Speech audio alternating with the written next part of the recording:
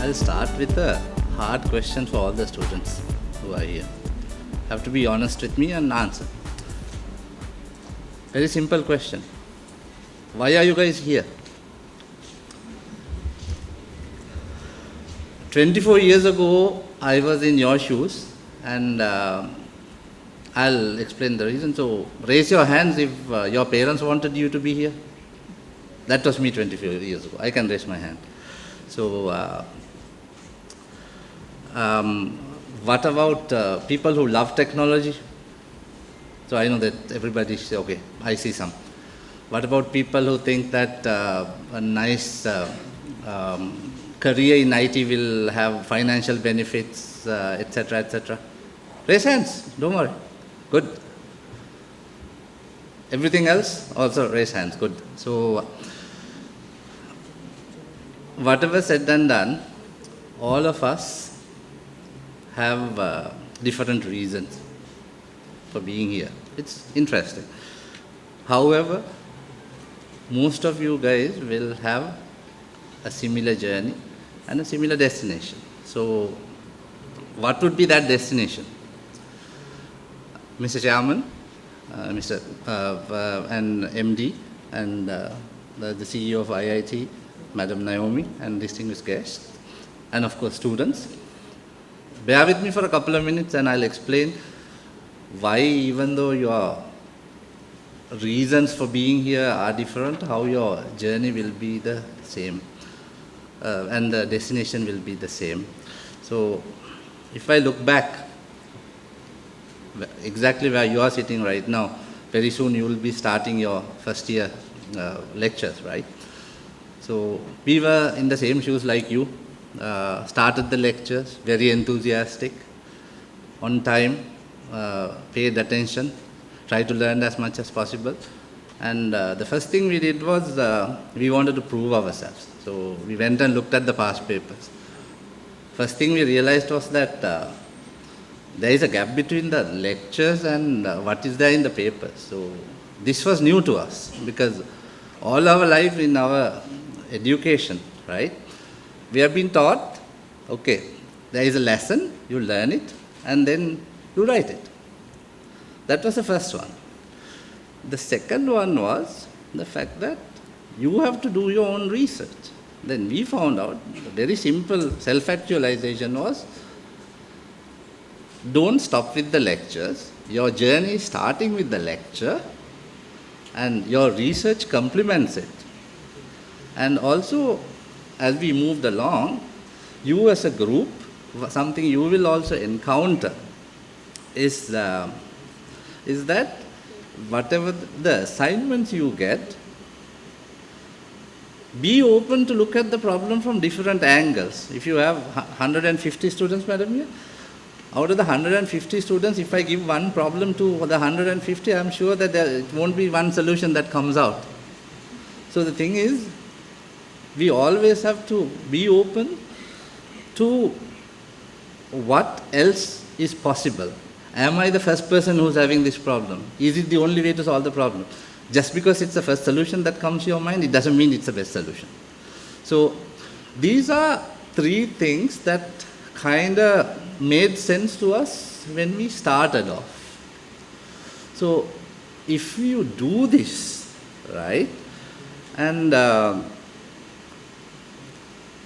if you try to make sure that you don't stop at the lectures, go beyond the lecture, do your research, and be open to solutions outside the actual assignment and what is your, what you came up with, that kind of is the basic to start off with. But is that enough? That's my question. So your goal should be, right, to be the smartest person, right?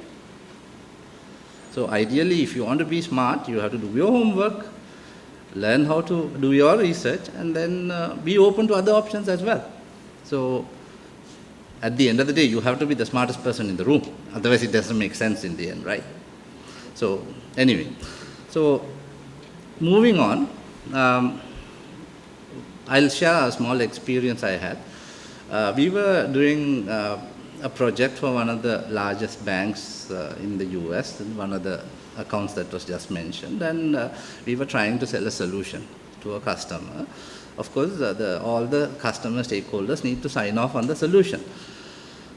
We found out that one of the customers were being extremely difficult and not willing to sign off on anything we are proposing. Basically, we started with small things, and then whatever he requested, we accommodated, and eventually we figured out the solution is going to be bigger than the star, moon, and the whole universe put together.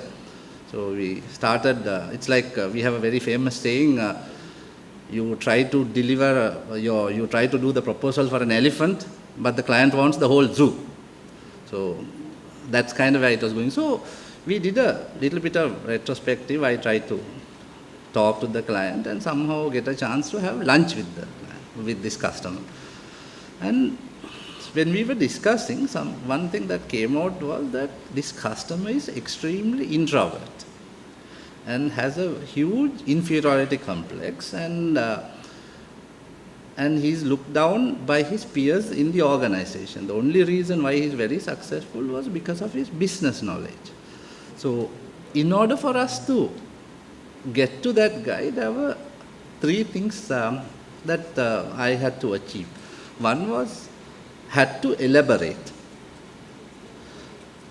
Same statement, say it in 10 different ways until you explain, until your counterpart understands it. Requires a lot of patience, but still do it. The second one is basically, for example, what I meant was articulation. Articulation is the key. You have to learn how to articulate. The second most important thing was, you need to listen. Usually a customer, when you are meeting with projects, you will find out, even with your colleagues, when you are doing a group projects, people find it difficult to explain what they think.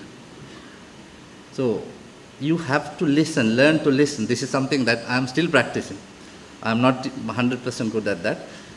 We always want to give solutions, right? So the thing is, listening patiently is something we have to cultivate. So we listened to this customer. The third one was the most important one, was empathize. You need to have a lot of empathy if you are going to go down this road, because you guys are going to grow and go and solve other people's problems. If you can't empathize on those, along those lines and with those customers, it's very difficult for you to sell something, because you are trying to sell a solution that sounds promising to you, not to the client. So I said three things. One is articulate, listen, and empathize. These three qualities are a prominent feature of a good communicator. So the second point I wanted to mention was, first you got your basics right, you went beyond your lectures, you studied everything, you did your research, you are open to all other solutions, and then you also are a good communicator, which means you have two things. Does that make you whole? Will that make you the smartest person in the room? To a level, yes. What about something else? Are we missing something? So then, so keep those two things in mind. I am going to tie the whole story together eventually. So the third point is, I was doing another project, like one of you guys will one day do as an architect, trying to deliver a nice project for a banking customer. It was a time-critical project, 1 month long, very interesting. I was nicely sitting in a heated room in the US, down New York, and I had a nice team working here in Sri Lanka delivering. So 1 month project, right? So everything was going hunky-dory, and all of a sudden on the 25th day, 5 days before the launch, my lead comes and says, Janaka, I'm sorry, but we need another 40 days to finish this. Now, put yourself in that situation. So our customer had already printed out flyers, booked airtime on television, and had held workshops for their customers. for this launch. And my leads are coming and saying, okay, Janaka, we'll get it done in another 40 days. It's okay, you go and tell the client. Now, put yourself in my situation. What would you do? So, it was a difficult situation.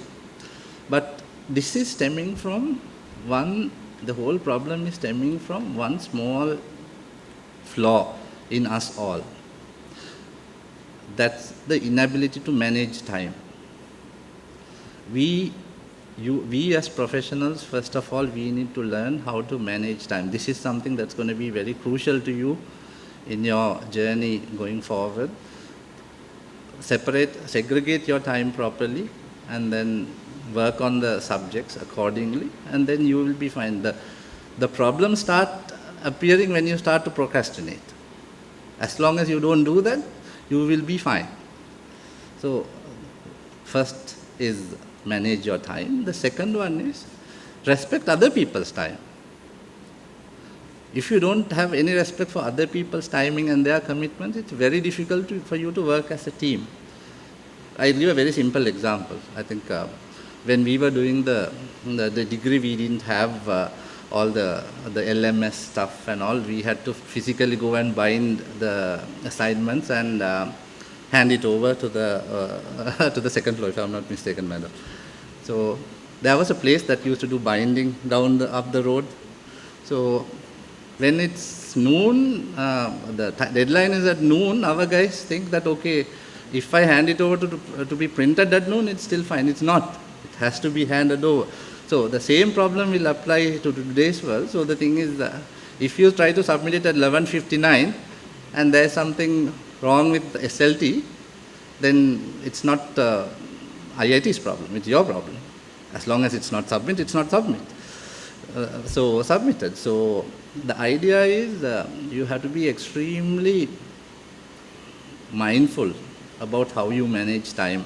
This is something that you as students who are starting off, you're new to the whole undergrad business. So these are things that we went through.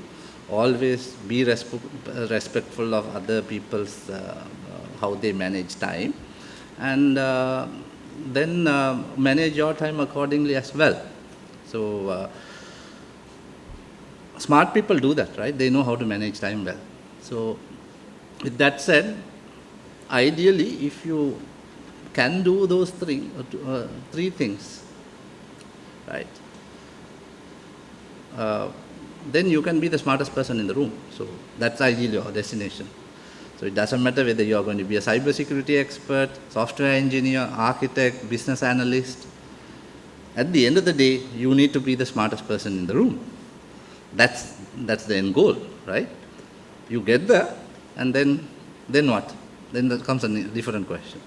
If you are the smartest person in the room, you can't learn anymore. Then find a bigger room. Simple as that. And the journey continues. So with that said, I don't want to bore you with many details. I'll finish off with a quote from Arnold Schwarzenegger. One of the things that kind of hits at the back of my mind is if success is a ladder, you can't climb it while having your hands in your pockets. I wish you all the best. Yeah? Well done and good luck.